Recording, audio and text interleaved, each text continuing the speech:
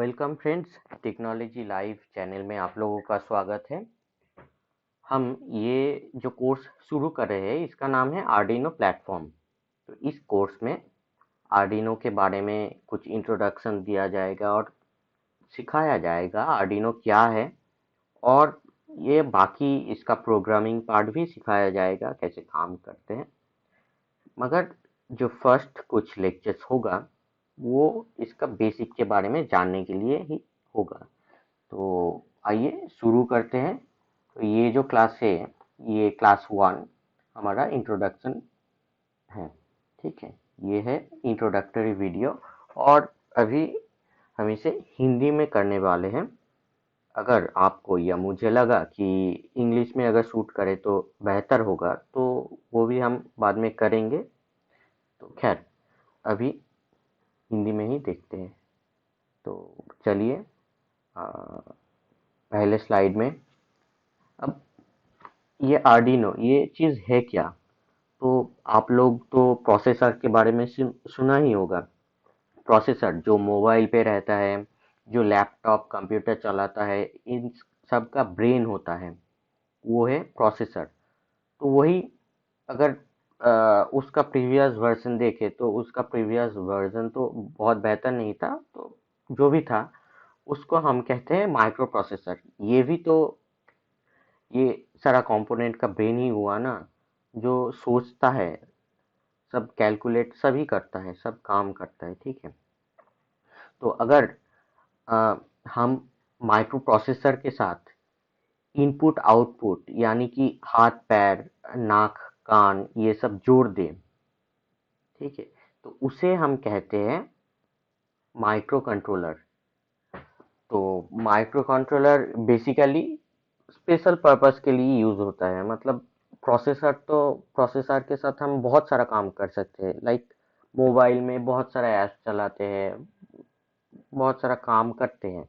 मगर ये जो माइक्रो कंट्रोलर है ये कुछ मतलब बहुत सारा स्पेसिफिक काम हो सकते हैं, मगर इसका एक लिमिट है। ठीक है, बाकी सबका भी लिमिट है मगर इसका एक लिमिट ही है, और उसके हिसाब से ही इसको यूज किया जाता है। ये जनरल पर्पस की तरह नहीं है। तो माइक्रो कंट्रोलर मतलब माइक्रो प्रोसेसर के साथ अगर कोई इनपुट आउटपुट डिवाइस लगा दे तो वो जो करता है, वो जो चिप बनता है उसे कहते हैं माइक्रो कंट्रोलर।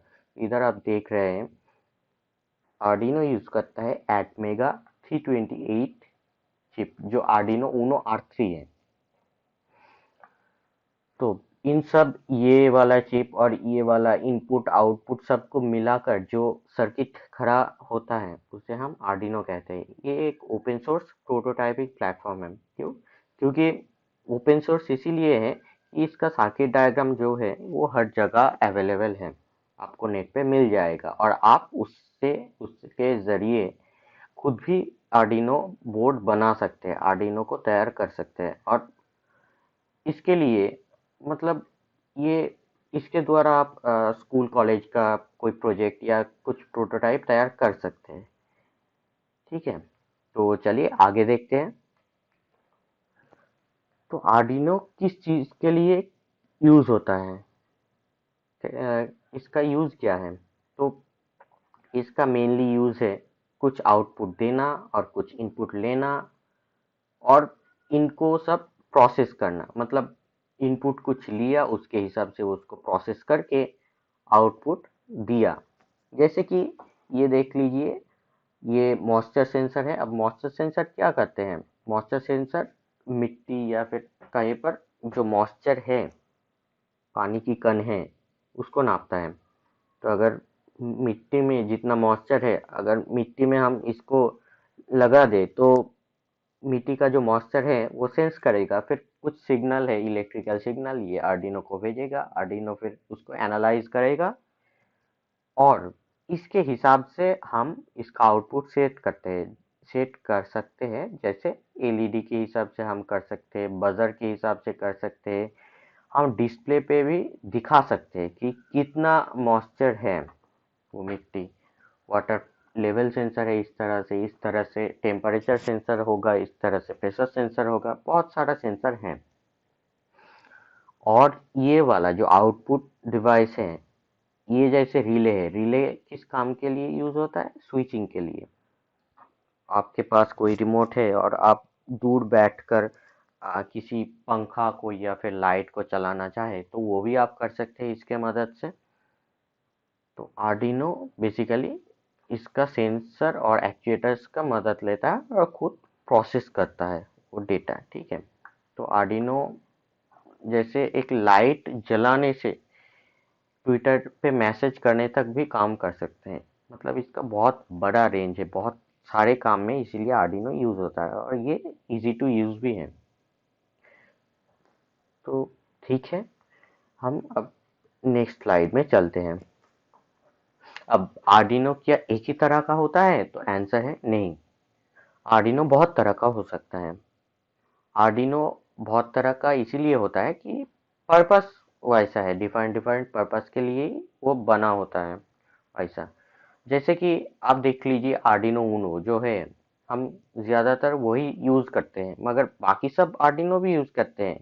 क्यों? क्योंकि अगर हमको 6 से ज़्यादा इनपुट चाहिए होगा तो हम क्या करेंगे? आर्डिनो उनो तब यूज़ नहीं कर सकते, तब इन तीनों के अंदर यूज़ करना पड़ेगा या फिर और भी कोई आर्डिनो यूज़ करना पड़ेगा।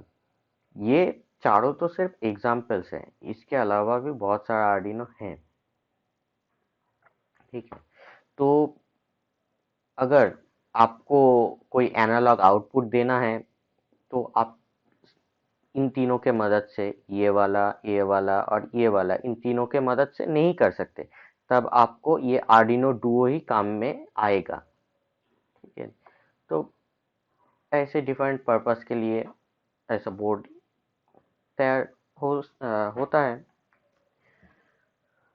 तो अब देख लेते हैं, अगर आपको इंटरेस्टेड आप इंटरेस्टेड हैं कि आर्डिनो किस तरह का होता है, मतलब कितने तरह का होता है, तो इस लिस्ट से आप देख सकते हैं। वीडियो को थोड़ा देर पॉज कीजिए और आप देख सकते हैं, इसका थोड़ा स्पेसिफिकेशन भी दिया हुआ है। चलिए नेक्स्ट स्लाइड पे। अब आर्डिनो को हम इंस्ट्रक्शन तो देंगे, मगर कैसे देंगे? अब ये तो कोई मैजिक नहीं कर सकता कि हाँ आर्डिनो तुम ये करो, या फिर बोल के भी, जैसे बोल के भी नहीं कर सकते हम। आर्डिनो को इंस्ट्रक्शन देने के लिए उसके अंदर कुछ प्रोग्राम या फिर कुछ कोड लिखना पड़ेगा। तो वो उसमें कौन सा लैंग्वेज यूज होता है? तो आंसर है सी प्लस प्लस। हम सी भी यूज कर सकते हैं क्योंकि सी जो सी प्लस प्लस लैंग्वेज है ना, वो सी से ही आया है। सी का ही डेवलपमेंट करके सी प्लस प्लस बनाया गया है। मगर हम ऐसे ही सी प्लस प्लस प्रोग्राम जो भी मर्जी नहीं लिख दे सकते। आर्डिनो को प्रोग्राम करने के लिए ज़्यादातर आर्डिनो आईडी ही यूज़ होता है, मगर इसके अलावा भी हम Eclipse ID C plus plus के उसके मदद से भी हम प्रोग्राम कर सकते हैं इसके अंदर। दिक्कत क्या है कि इसका पाथ लिंक करना पड़ेगा, फिर मतलब थोड़ा सा कॉम्प्लिकेटेड प्रोसेस है, इसीलिए हम ज़्यादातर आर्डिनो आईडी का ही यूज़ करते हैं प्रोग्राम के लिए। तो ये जो है आर्डिनो के एनवायरनमेंट के बारे में है। आर्डिनो का 3 तरह का एनवायरनमेंट कंपोनेंट्स होता है। हमारा जैसा एनवायरनमेंट क्या होता है कि हम और हमारे आसपास के जो माहौल है, माहौल में जो जो चीज़ है उसको हम एनवायरनमेंट कहते हैं हमारा। आर्डिनो का एनवायरनमेंट क्या है तो हम देख लेते हैं। आर्डिनो का फर्स्ट एनवायरनमेंट है आईडी। आईडी मतलब इंटीग्रेटेड डेवलपमेंट एनवायरनमेंट। तो ये इसका सॉफ्टवेयर एनवायरनमेंट है। इसमें हम क्या करते हैं? जो प्रोग्रामिंग करते हैं, जो कोडिंग करते हैं, इधर ही लिखते हैं। सेकेंड जो एनवायरनमेंट है उसको कहते हैं आर्डिनो बोर्ड खुद ही।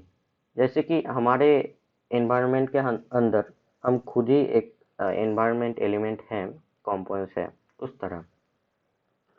और थर्ड जो एनवायरनमेंट है उसको कहते हैं सील्ड। तो इन तीनों के बारे में एक एक करके हम देख लेते हैं अगले कुछ सेल्ट में, अगले कुछ स्लाइड में। सो ये वाला जो पिक्चर है, या आर्डिनो के ऊपर जो सील्ड लगाता है, तो कैसा दिखता है वो उसका है। नीचे आर्डिनो लग गया और ऊपर शील्ड लग गया। इस तरह से हम शील्ड को आर्डिनो के ऊपर लगाते हैं। तो अब आईडी क्या है? आईडी को कहा जाता है इंटीग्रेटेड डेवलपमेंट एनवायरनमेंट, जो कि एक सॉफ्टवेयर एनवायरनमेंट होता है जो कि जिसके अंदर हम प्रोग्राम लिख सकते हैं और वो आर्डिनो के लिए अपना कोड कंपाइल करके देता है। तो इसको इसीलिए क्रॉस कंपाइलर भी बोला जाता है, क्योंकि ये कंप्यूटर के लिए ही कोड नहीं करता, प्रोग्राम नहीं करता, कंपाइल नहीं करता, ये करता है आर्डिनो के लिए। एक मशीन जब दूसरा कोई मशीन के लिए कोड कर रहा है तब हम उसे क्रॉस कंपाइलर कहेंगे। अब ये सिर्फ विंडोज में ही यूज नहीं होता, ये लिनक्स, मैक या फिर एंड्रॉयड में भी, यानी कि आपके फोन में भी आप यूज कर सकते हैं। तो हम आर्डिनो आईडी से ही कोड करना है ऐसा कोई मैंडेटरी नहीं है। आप दूसरे इक्लिप्स आईडी से भी कोड कर सकते हैं आर्डिनो के लिए, मगर वो थोड़ा कॉम्प्लिकेटेड पड़ता है। अब आर्डिनो डेवलपमेंट बोर्ड ये क्या है? तो ये एक बोर्ड होता है जिसके अंदर हम प्रोग्रामिंग करके देते हैं, और ये इसके ऊपर जो माइक्रो कंट्रोलर है ये सब इनपुट आउटपुट पिंस को सब निर्देश देता है कि इनपुट लेना है कि आउटपुट देना है, कुछ इस तरह से। तो इसको कैसे हम प्रोग्राम करते हैं? एक यूएसबी केबल लेते हैं, उसको लैपटॉप के साथ और इसके साथ जोड़ देते हैं, बस फिर कोड करके उसको इधर भेज देते हैं। ऐसे काम करता है, इसीलिए इसको यूएसबी प्रोग्रामिंग इंटरफेस भी बोला जाता है। ये जो माइक्रो कंट्रोलर है इधर आर्डिनो ऊनो और 3 पिन, इसको कहते हैं एटमेगा 328P माइक्रो कंट्रोलर। ये 8 बिट का है। 8 बिट मतलब 8 0 और 1। इसके अंदर सेवरल इनपुट आउटपुट पिंस भी हैं, जैसे कि ये सब पिन। अब जब पिन का लेक्चर होगा तब हम डिटेल्स में बताएंगे पिन के बारे में। खैर, अब आर्डिनो का थर्ड एनवायरनमेंट है इसका शील्ड। तो शील्ड को डॉटर बोर्ड भी कहा जाता है, क्योंकि मदरबोर्ड आर्डिनो खुद ही है और ये डॉटर मतलब हेल्प करते हैं कुछ काम में। तो ये बेसिकली सेंसर एक्चुएटर्स ही होता है या फिर उसके मदद करने वाला कोई बोर्ड। तो ये कॉम्प्लिकेटेड होता है, इसीलिए एक ही बोर्ड में जोड़कर इसको इस तरह से बनाया जाता है कि आर्डिनो के ऊपर स्टैक करा जा सके। और बाकी पिंस जब यूज करना है तो ये बाकी पिंस तो खाली है ही, आप यूज कर सकते हैं। इसका यूज करने का फायदा क्या है? ये इजी टू अटैच है, यूज करने में बहुत आसान है, यूनिक फंक्शनलिटी है। अब इसका बहुत सारा वेरिएंट या फिर बहुत सारे तरीके का शील्ड आता है, बहुत सारे अलग अलग काम करने का शील्ड आता है, जैसे कि वाईफाई, ये ईथरनेट है, मोटर ड्राइवर भी है। तो इसका बहुत बिग ओपन सोर्स कम्युनिटी है और यूज करना भी आसान है, इसीलिए क्योंकि लाइब्रेरीज प्रोवाइडेड रहता है। हम आशा करेंगे आपको इस लेक्चर समझ में आया है थोड़ा बहुत। तो यही इसका लास्ट स्लाइड था इस लेक्चर के लिए। तो आप हम आपसे विदाई मांगेंगे। पूरा वीडियो देखने के लिए धन्यवाद। Thank you.